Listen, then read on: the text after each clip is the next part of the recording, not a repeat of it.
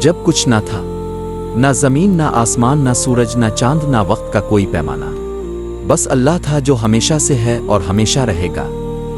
वो तन्हा था, किसी का मोहताज नहीं, हर शय का खालिक और मालिक।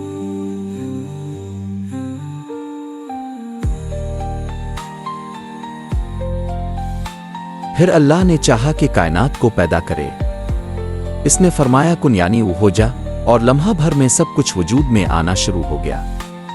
एक रोशनी का जर्रा फैला और आसमान और जमीन की बुनियाद रख दी गई।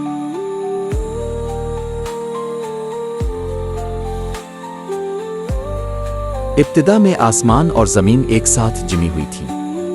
अल्लाह ने अपनी कुदरत से उन्हें जुदा किया।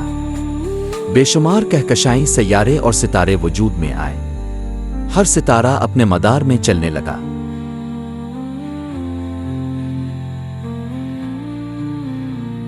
अल्लाह ने जमीन को बिछाया और इसे जिंदगी के लिए तैयार किया। आसमान को मजबूत बनाया और इसे सितारों से मुज़य्यन कर दिया जो रात के अंधेरों को रोशनी देते हैं।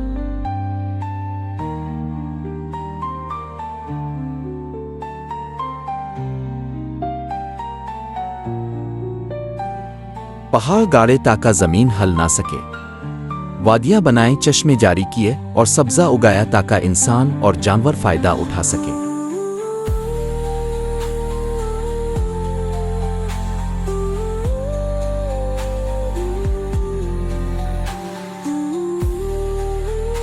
समंदर पैदा किए जिनमें उनगिनत मखलूकात हैं। हर एक अल्लाह की कुदरत की निशानी है, चाहे वो सबसे छोटी मछली हो या सबसे बड़ा वह।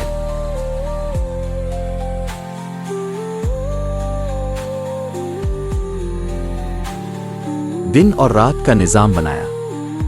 रात को सुकून और आराम के लिए और दिन को मेहनत और कोशिश के लिए रोशन किया। ये सब कुछ एक कामिल तवाज़ुन के साथ चल रहा है। फिर अल्लाह ने मिट्टी से इंसान को बनाया।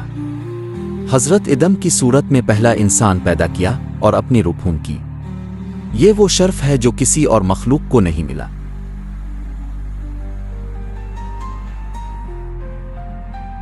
अल्लाह ने हजरत इदम को इल्म सिखाया, नाम बताए और फरिश्तों को हुक्म दिया कि सजदा करे। शैतान ने इनकार किया और हमेशा के लिए मरदूद हो गया। ये दुनिया कोई खेल आ तमाशा नहीं। हर पता, हर फूल, हर परिंदा, हर कतरा सब अल्लाह की निशानी है जो हमें याद दिलाती है कि खालिक कौन है।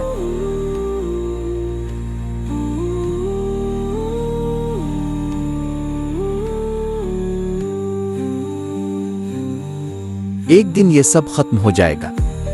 पहाड़ रेजा रेजा हो जाएंगे, समंदर उबल उठेंगे और आसमान फट जाएगा। सिर्फ अल्लाह बाकी रहेगा।